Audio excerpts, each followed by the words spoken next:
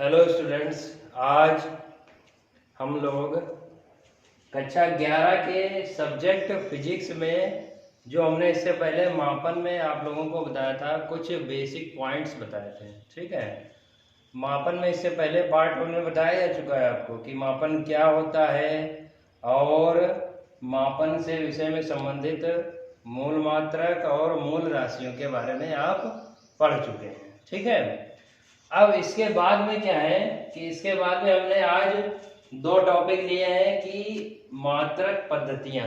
ठीक है, मात्रक पद्धतियां क्या होती हैं, ठीक है, और इनके कितने प्रकार होते हैं। समझ रहे हैं कि नहीं? मात्रक पद्धतियां क्या होती हैं और इनके कितने प्रकार होते हैं। ठीक, दूसरा है मूल मात्रक, पूरक मात्रक और व्युत्पन्न मात्रक। ठीक है, इनके आज हम प्रकारों के बारे में अध्ययन करेंगे। देखिए, सबसे पहले अगर आपने चैनल को सब्सक्राइब नहीं किया है तो चैनल को अवश्य सब्सक्राइब करें और बेल आइकन दबाएं। इससे क्या होगा कि आपको जितनी नई वीडियोस आएंगी उनकी लेटेस्ट अपडेट तुरंत मिलेगी आपके मोबाइल पे।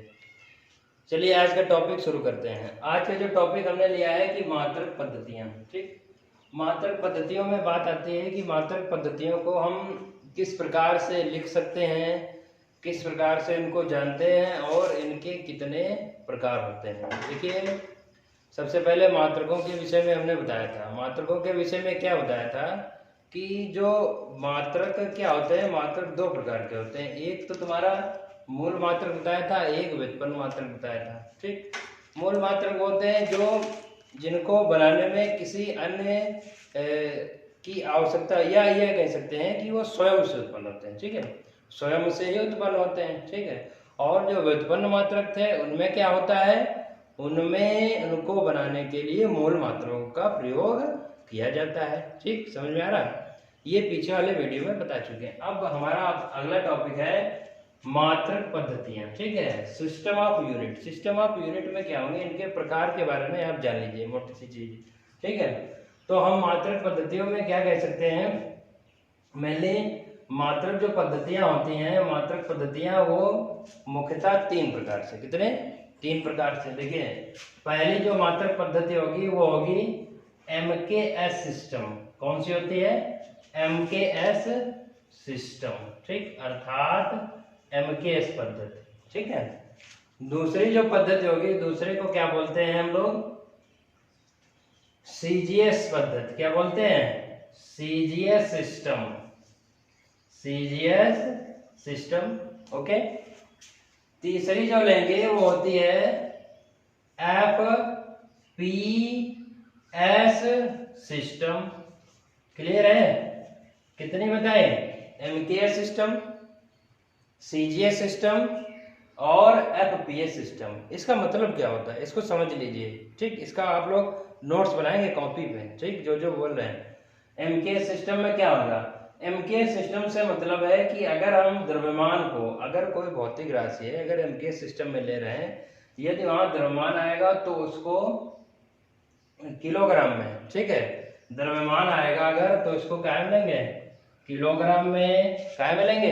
किलोग्राम में।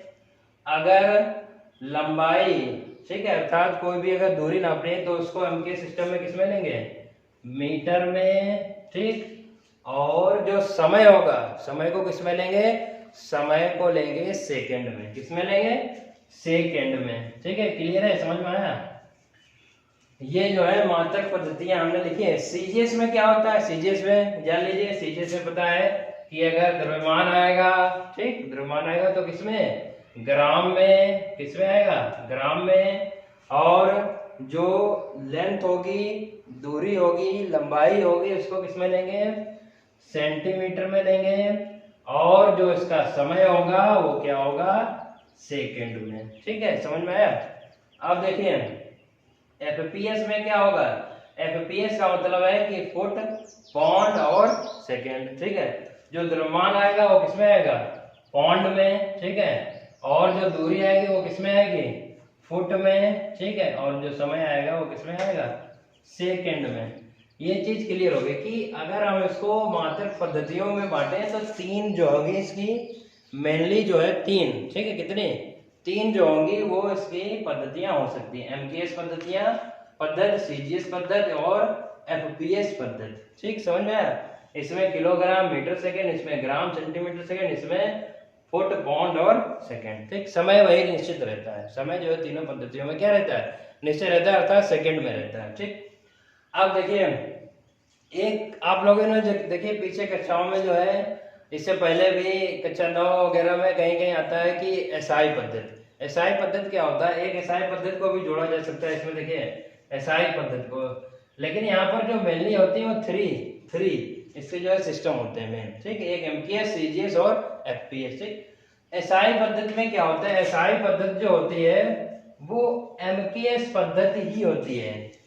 एसआई जो पद्धति होगी वो क्या होती है, एमकेएस पद्धति ही होती है, क्योंकि जो स्टैंडर्ड यूनिट होती है वो सारी एमकेएस सिस्टम में लिखी जाती हैं, ठीक।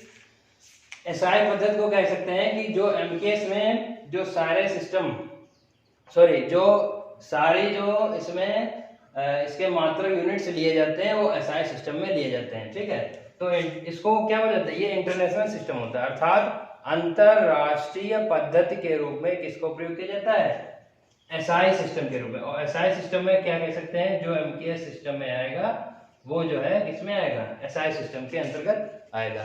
तो ये आपका जो है एक टॉपिक हो चुका है, ठीक है, ये आपका क्या कौन सा एक टॉपिक हो चुका है। आगे देखते हैं, दूसरा जो टॉपिक है हमारा मूल मात्रक, पूरक मात्रक और व्युत्पन्न मात्रक। देखिए इनके विषय में ये बताएंगे कि इनको किस प्रकार से हम जान सकते हैं। देखिए हमने इसीलिए इसको ब्लैक बोर्ड पर लिख दिया। कुछ इसमें जो है पूरक मात्रकों में 2 मात्रक ले लिए, व्युत्पन्न मात्रक बहुत सारे बन सकते हैं। व्युत्पन्न मात्रक बनाने के लिए बहुत सारे मात्रक होते हैं, लेकिन मूल मात्रकों की अगर संख्या कही जाए तो निश्चित होती है, ठीक है, जो कि हमने यहाँ पर लिखी है, ठीक। इसका जो है एक बेसिक सा कॉन्सेप्ट समझते हैं, ठीक। मूल मात्रकों में क्या होता है और इसको किससे निरूपित किया जाता है, ये ध्यान दीजिएगा, ठीक। सबसे पहला जो है मूल मात्रकों को मेन इसमें 7 प्रकार होते हैं, कितने, 7 प्रकार, ठीक। और 7 प्रकारों में अगर द्रव्यमान है तो द्रव्यमान का मात्रक क्या होता है, किलोग्राम, ठीक। और किलोग्राम को किससे लिखा जाता है, केजी से लिखा जाता है, ठीक है, क्लियर है। लंबाई है, लंबाई को मात्रक जो है मूल मात्रकों में मीटर होता है, ठीक है, एम से इसको लिख सकते हैं न्यूमेरिकल लगाते समय। दूसरा समय है, समय को एस से लिखा जाता है, सेकेंड इसका मात्रक है, ठीक। ताप है, ताप का मात्रक क्या होता है, केल्विन है, इसको के से लिखा जाता है, कैपिटल के से। विद्युत धारा है, विद्युत धारा का मात्रक क्या होता है, एम्पियर होता है, इसको कैपिटल ए से लिखा जाता है। प्रदीपन तीव्रता, कहीं कहीं ज्योति तीव्रता भी लिखा होगा, ठीक है, तो उसका मात्रक क्या होता है, कैंडेला, इसको सीडी से लिखा जाता है। और पदार्थ की मात्रा, पदार्थ की मात्रा को किससे लिखा जाता है, मोल से लिखा जाता है, ठीक। और इसका जो इसको लिखा जाएगा तो MOL लिखा जाता है, ठीक है। तो ये हो गया। अगला है पूरक मात्रक। पूरक मात्रकों में 2 मात्रक होते हैं। पहला एक समतल कोण, कौन सा, समतल कोण। समतल कोण का जो मात्रक होता है वो रेडियन, ठीक है, जो स्टैंडर्ड यूनिट होता है वो क्या होता है, रेडियन, इसको RAD करके लिखा जा सकता है, ठीक। दूसरा जो है ठोस कोण या घन कोण। घन कोण का मात्रक होता है स्टेरेडियन, इसको किससे लिखा जाता है, SR से। घन कोण का मात्रक क्या होता है, स्टेरेडियन। अभी जब आगे जाएंगे तो आपको पता चलेगा, ये सारे बेसिक सी चीज थे आपको मालूम था, लेकिन ये नया है। घन कोण, घन कोण जो है किस प्रकार बनता है ये आगे की कक्षाओं में बताया जाता है। केवल इतना जान लीजिए घन कोण का मात्रक क्या होता है, स्टेरेडियन, ठीक, क्या होता है, स्टेरेडियन। व्युत्पन्न मात्रक, व्युत्पन्न मात्रकों में बहुत सारे बनाए जा सकते हैं, ठीक है। यहाँ पर कुछ हमने एग्जाम्पल ले लिए, जैसे बल है। और व्युत्पन्न मात्रकों में क्या होता है कि व्युत्पन्न मात्रक जो होते हैं वो मूल मात्रकों से मिलकर बनते हैं, ठीक। और बल है, बल का मात्रक क्या होता है, न्यूटन, ठीक। और न्यूटन को हमने क्या, न्यूटन को क्या लिख सकते हैं, किलोग्राम मीटर पर सेकेंड स्क्वायर, ठीक है, किलोग्राम मीटर पर सेकेंड स्क्वायर, ठीक। क्यों, क्योंकि देखिए बल जो होता है, बल बराबर क्या होता है, द्रव्यमान गुणे त्वरण, ठीक।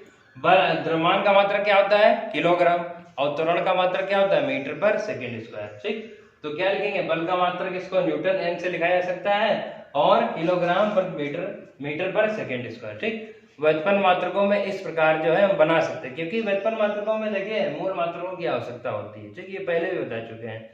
दूसरा कार्य ले लें, कार्य का मात्रक जो होता है वैसे जूल लिया जाता है, लेकिन कार्य को क्या लिख सकते हैं, न्यूटन मीटर। क्यों, कार्य बराबर अगर सूत्र निकालेंगे तो क्या होता है, बल गुणे दूरी, ठीक, समझिए कि नहीं। तो ये आज की जो है बेसिक टॉपिक हो गए तुम्हारा। एक तो मात्रक पद्धतियां 3 प्रकार की हमने बताई, और उसमें एक एसआई यूनिट कौन कौन सी, एमकेएस पद्धति, सीजीएस पद्धति और एफपीएस पद्धति। और एसआई यूनिट जो होती है वो एमकेएस पद्धति पर आधारित है, ठीक है। इंटरनेशनल सिस्टम अर्थात अंतरराष्ट्रीय पद्धति में इसका बोला जाता है, ठीक। और मूल मात्रक कितने, 7 प्रकार के, ठीक। पूरक मात्रकों में मेनली 2 ही लिए जाते हैं, ठीक। और व्युत्पन्न मात्रकों में बहुत सारे जो है इसमें बनाए जा सकते हैं। तो अगला जो टॉपिक हम आपको बताएंगे अगले वीडियो में वो होगा विमीय विश्लेषण। कौन सा टॉपिक होगा, विमीय विश्लेषण। कौन सा टॉपिक होगा, विमीय विश्लेषण। इसकी जो है हम व्याख्या अगले टॉपिक में करेंगे। ये अगला चैप्टर भी होगा आपका, ठीक है। Thank you.